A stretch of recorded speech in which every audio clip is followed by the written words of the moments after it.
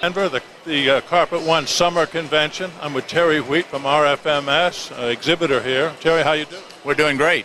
You got a smile on your face. You got to be pretty happy. Yeah, we're busy. We are. Now, you got some new and hot things that you've been talking to the players here about. Tell us about this.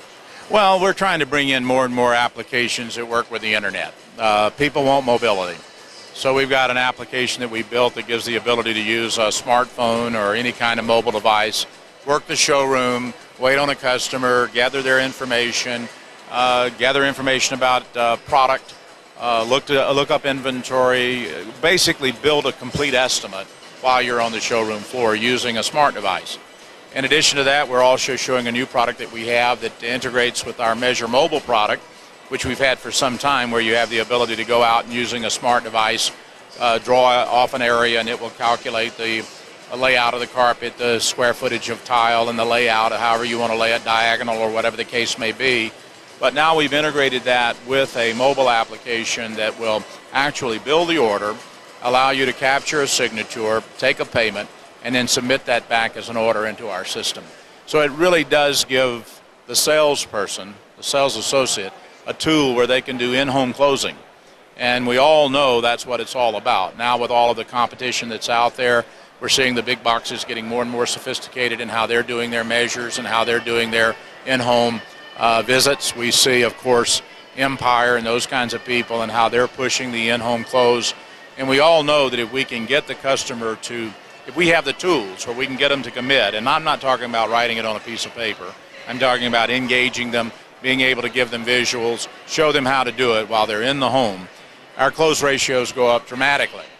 And of course, you know, if you capture that and it's still standalone and not really tied back into what you're doing at your store, you haven't accomplished a great deal.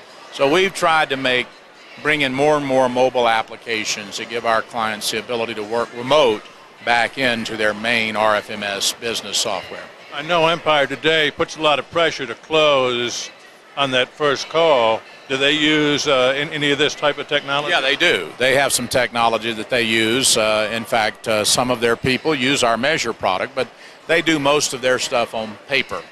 But they are using some technology. But I think the key to the entrepreneurial retailer is they've got to improve their quality of customer service. The customer is looking for information. So while you're there at their store, if they're looking for something and they say, well, do you have this in stock? And you have to say, well, I know we stock this, but do you have enough? Well, to be able to right then and there on a smart device, look up and see if you have that inventory in stock. It's huge. The customer now has an answer. Yes, I've got it. In fact, it becomes a closing tool. Yes, we've got 732 feet of this. You need 640. Should I go ahead and reserve that for you?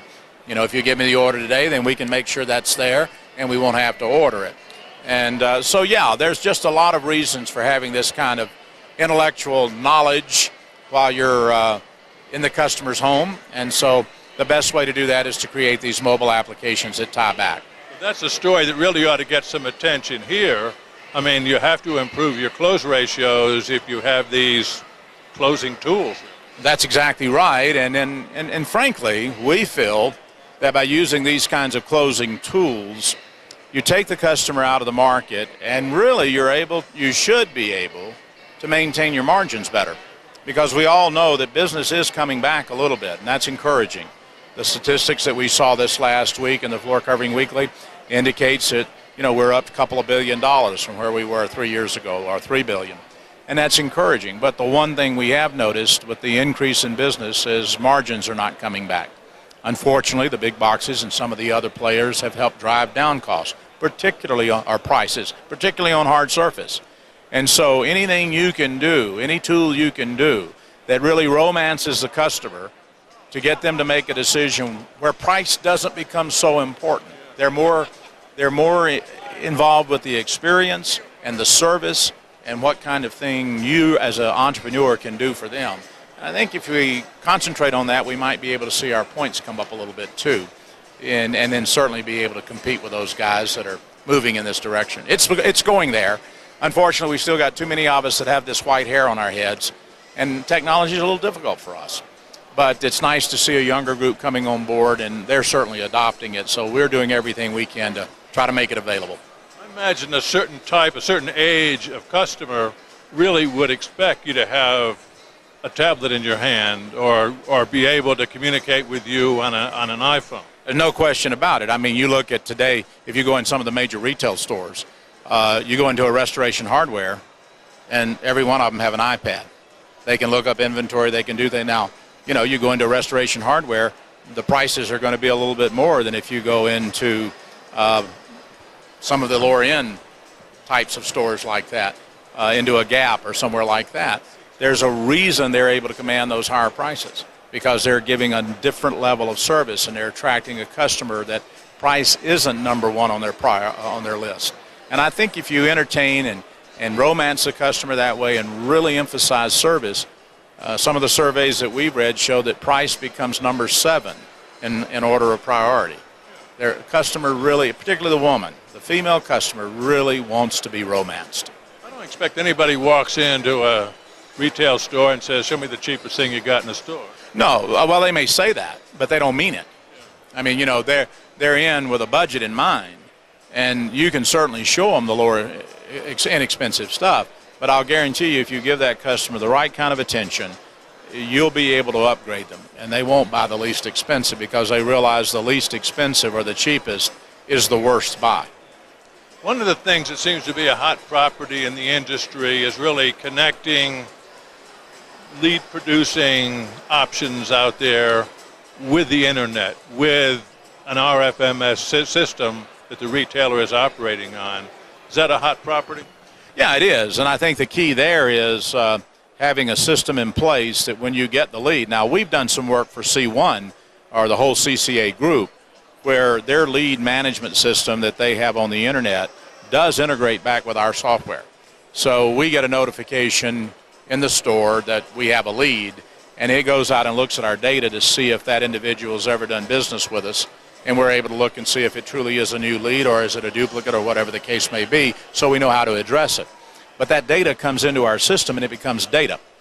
You know, this business of putting things on paper and having paper float around, that's information. And it's hard to retrieve information.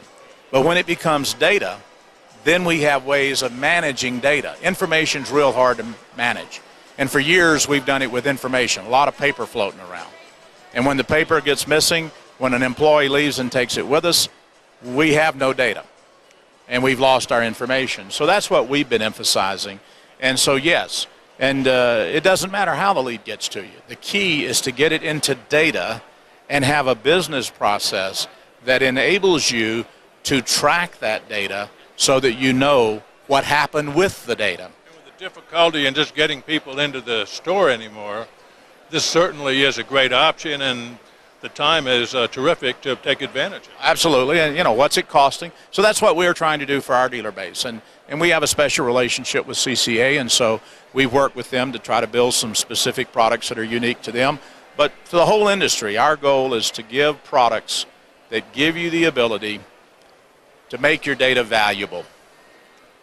Information becomes valueless, and your data can become valueless unless you have the processes and tools to help you use the data properly. How about just the education? I've been told that a lot of retailers don't even read their email, let alone follow up on a lead.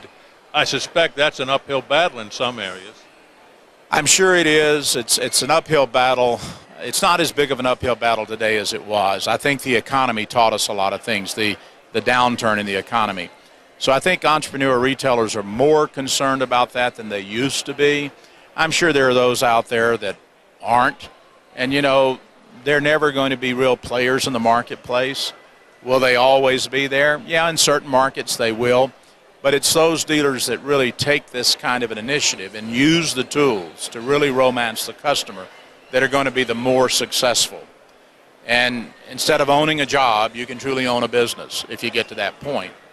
Yeah, leads are expensive to generate. I mean, everybody that walks in someone's store, it's probably cost you $40, $50, $60 to get them in.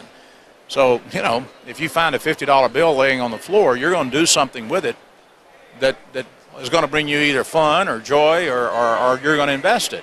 And so that's the way you got to look at leads. I get the impression from talking to some of these retailers that you really have some believers in here, a lot more over the years than you used to. I think you're absolutely right. I mean, we had education sessions yesterday, and we had about 130 people there, and it was really fun to see. I can think of one dealer that, my goodness, 15 years ago, he's been on our system for a long time, but I mean, he struggled to turn it on, and it was so fun yesterday, and he's one of us gray-haired guys. It was so fun. He had his daughter there, but it was so fun to see him with his iPad connected back to his store running the software. And we showed him a couple of reports that he could run, and he ran them sitting there in the room from his store. I mean, this guy is using the technology, and it's just fun to see that happen. Took him a while, but he got religion. He did, and it's just fun to see that, you know. Terry, it's always great talking with you. Same here, Dave. You're doing some really exciting things. Yeah, we're enjoying it. Thank you. We've been talking with Terry Wheat. Terry heads RFMS. He's also a Carpet One retailer, I should add. And this is Talk Floor TV.